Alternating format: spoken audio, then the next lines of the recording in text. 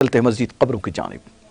Supreme court ने जुमा के रोज नुमाइंदगी से मुतालिक हकीकी एदाद-ओ-शुमार जमा किए बगैर दर्ज फहरिस्त जात और दर्ज फहरिस्त कबाइल तबकात से ताल्लुक रखने वाले मुलाजिमीन की तरक्की में रिजर्वेशन देने के मेयार में किसी किस्म की नरमी की इजाजत देने से इनकार कर दिया है।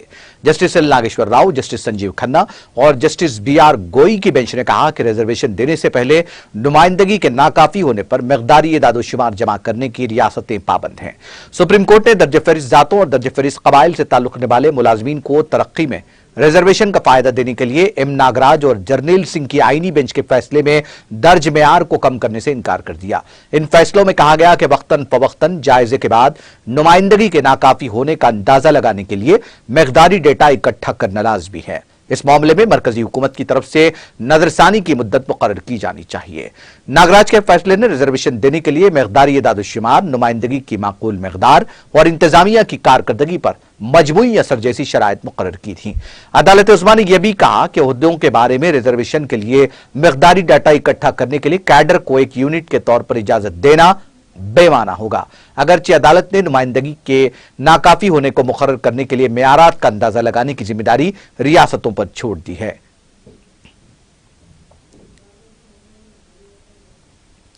सुप्रीम कोर्ट ने जुमा को भारतीय जनता पार्टी की 12 अरकान असेंबली को महाराष्ट्र कानून साज असेंबली से 1 साल के लिए मुअत्तल किए जाने को गैर आईनी, गैर कानूनी और मनमानी करार दिया। Justice AM. खानोलकर की सदारत वाली बेंच ने आज इस मामले में अपना फैसला सुनाते हुए कहा कि मुअत्तली एक सेशन से ज्यादा वक्त के लिए नहीं हो सकती। बेंच ने कहा कि 5 जुलाई 2021 को महाराष्ट्र कानून साज असेंबली की करारदाद गैर आईनी है, जिसमें 12 अरकान असेंबली को 1 साल के लिए मुअत्तल किया गया था। सुप्रीम कोर्ट ने आज मुअत्तल अरकान असेंबली आशीष शेलार और दीगर की तरफ से दायर मफाद आम्मा की अर्जी पर अपना फैसला सुनाया। बेंच ने मुतालिका फरीकैन को सुनने के बाद 19 जनवरी को अपना फैसला महफूज कर लिया था।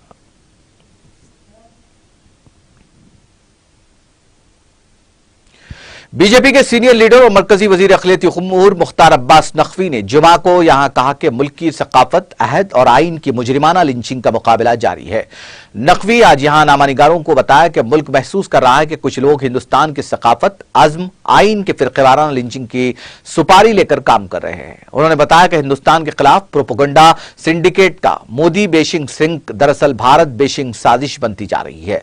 नकवी ने कहा कि मोदी हुकूमत की जामे तरक्की के कामयाब नताइज से परेशान कुछ लोग अक़लियतों के हवाले से दुनिया के सामने हक़ाइक़ और जमीनी हकीकत के बरक्स झूठ के झाड़ से सच के पहाड़ को शिकस्त देने का पाखंडी प्रयास कर रहे हैं। मरकजी वजीर ने बताया कि भारतीय जनता पार्टी की हुकूमतों ने पोलराइजेशन की धोखाधही से जामे बाइख्तियार बनाने की कुव्वत से मुनद्दम किया है, जिसके नतीजे में आज समाज के तमाम तबकात समाजी, मुआशी, तालीमी तौर पर बाइख्तियार होने के बराबर के हिस्सेदार बन रहे हैं।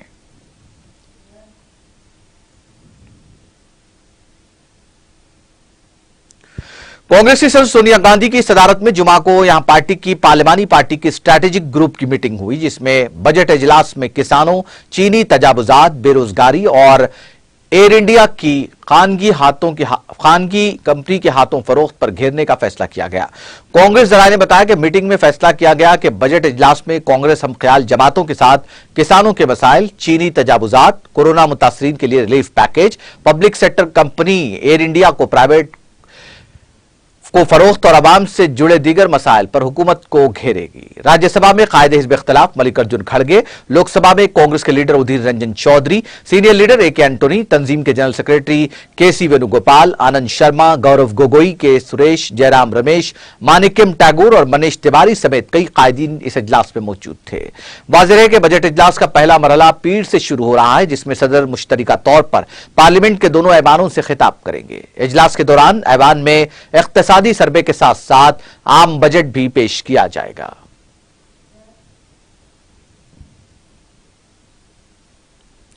बहुजन समाज पार्टी ने जुमा को उत्तर प्रदेश असेंबली इंतखाबात के चौथे मरहले के लिए अपने 53 उम्मीदवारों की फहरिस्त जारी कर दी। पीलीभीत, लखनऊ, फतेहपुर, बांदा, रायबरेली, उन्नाव, हरदोई, सीतापुर और लखीमपुर खेरी अजला में होने वाले इंतखाबात के लिए जारी करदा फहरिस्त में सोशल इंजीनियरिंग का बखूबी इस्तेमाल किया गया है। पार्टी ने 16 मुसलमानों, 5 खवातीन और 6 ब्राह्मणों को टिकट दिया है, जबकि दर्ज फहरिस्त जातों, कबाइल और पसमानदा तबकात को खातिर खा नुमाइंदगी देने की कोशिश की गई है।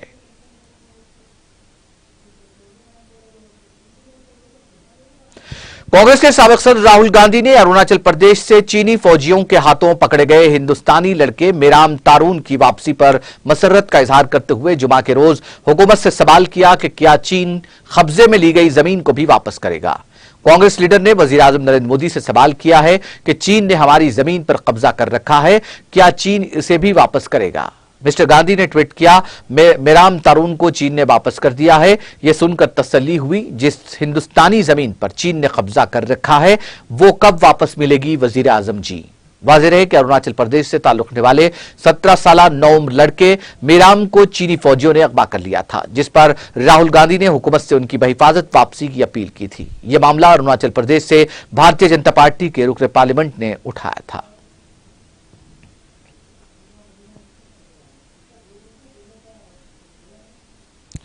मगरबी बंगाल पुलिस ने जुमा को मुर्शिदाबाद जिले के कंडी सब डिवीजन से 6 बम बरामद किए और इस सिलसिले में एक शख्स को गिरफ्तार किया। पुलिस का कहना है कि बम जिले के सालार थाने के इलाके कुंडी से कब्जे में लिए गए हैं और इस सिलसिले में अनवार शेख नामी एक शख्स को गिरफ्तार किया गया है। पुलिस ने मुकदमा दर्ज करके तहकीकात का आगाज कर दिया।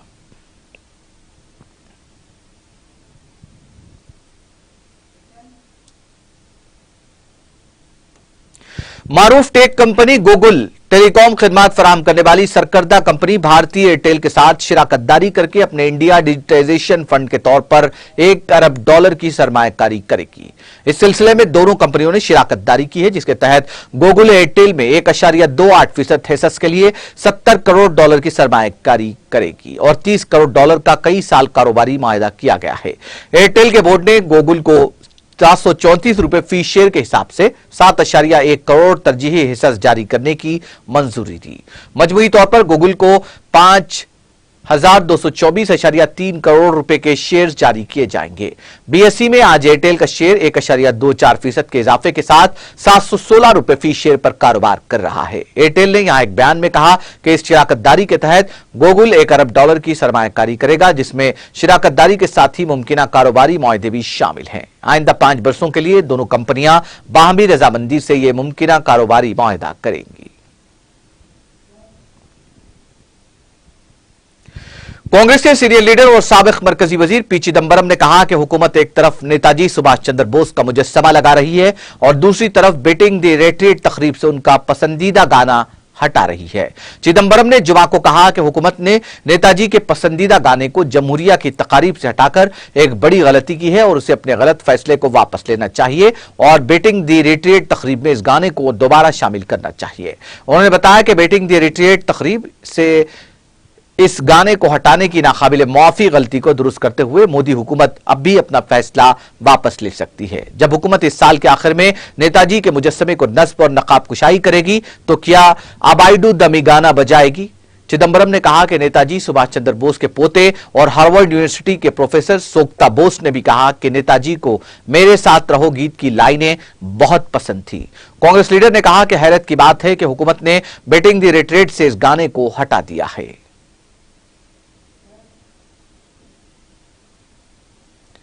राजस्थान के जिले अजमेर में आलमी शोहरत याफ्ता सूफी बुजुर्ग हजरत ख्वाजा मोइनुद्दीन हसन चिश्ती संजरी अजमेरी रहमतुल्लाह अलैह और मारूफ गरीब नवाज का 810वां सालाना उर्स हफ्ते की शाम को बाज़ाब्ता तौर पर शुरू होगा।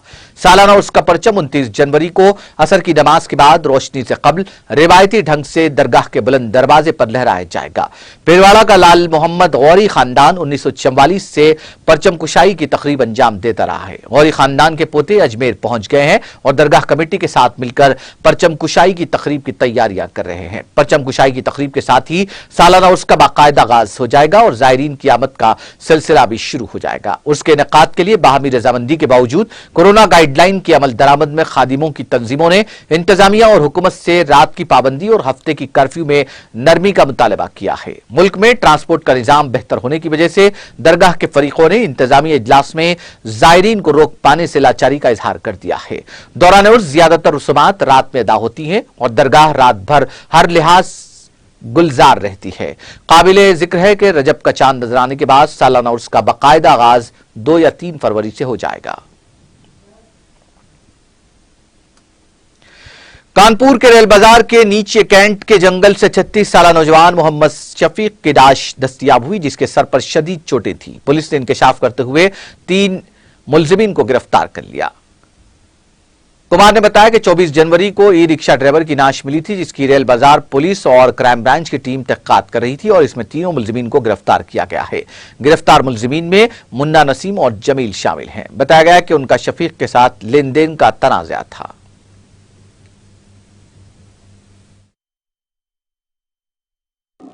देखिए, रेल बाजार थाना के अंतर्गत 23 तारीख को एक गुमशुदगी लिखी गई थी, जिसमें सफ़ीक उर्फ मोटे, जो मीरपुर के रहने वाले थे, रेल बाजार के ही, उनके घर वालों ने बताया था 22 तारीख को ई रिक्शा से निकले थे और फिर जब 22 को नहीं लौटे तो 23 तारीख की शाम को उनके घर वालों के द्वारा एक गुमशुदगी लिखाई गई थी। 24 तारीख को इनकी बॉडी कैंट थाना क्षेत्र में मिली थी। जब उसकी जाँच की गई और पता चला, जब हम लोगों ने फॉरेंसिक भी और कई पोस्टमार्टम भी कराया बॉडी का, तो उसमें हत्या का कारण निकल के आया था, क्योंकि चोटें इस प्रकार की थी, लग रहा था कि उनकी ईंटों से कुचल के हत्या की गई है।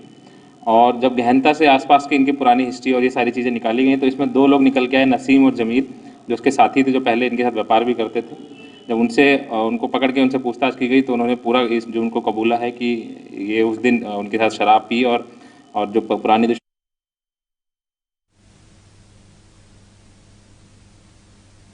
आखिर में सुर्खियां एक बार फिर। रियासत में मंशियात की लानत को खत्म करने हुकूमत ने किया अहम फैसला। 1000 तरबियत याफ्ता पुलिस एहलकारों की भर्ती के जरिए जदीद तरीन इंसदाद इंटेलिजेंस सेल के क़याम का मंसूबा। वज़ीर आला KCR का जायजा इजलास से खिताब।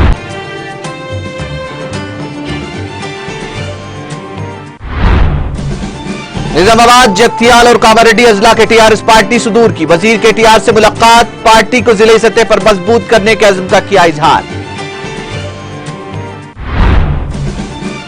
तेलंगाना के 29 अजला में घर घर फीवर सर्वे का काम मुकम्मल। खम्मम में वुज़रा हरीश राव और अजय कुमार के हाथों cath lab trauma care unit का इफ्तिताह।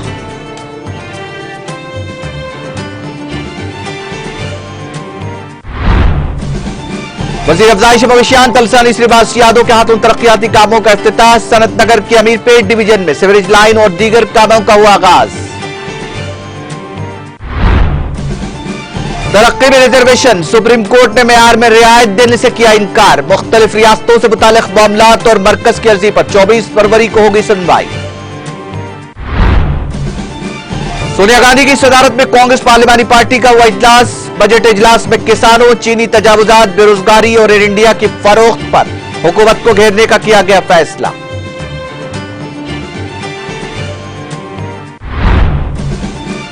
नेताजी सुभाष चंद्र बोस से मोहब्बत का बीजेपी का दोगलापन आश्कार। चिदंबरम ने कहा, जमहूरी तकारीब से नेताजी का मनपसंद गाना हटाना तारीखी गलती। और हफ्ते को ख्वाजा गरीब नवाज रहमतुल्लाह अलैह के 810वें सालाना उर्स का होगा बाज़ाब्ता आगाज। 29 जनवरी को बुलंद दरवाजे पर लहराया जाएगा परचम। तेलंगाना एक्सप्रेस में फिलहाल इतना ही। मुझे और मेरी पूरी टीम को दीजिए इजाजत। ताजा तरीन अपडेट्स के लिए देखते रहिए TTV।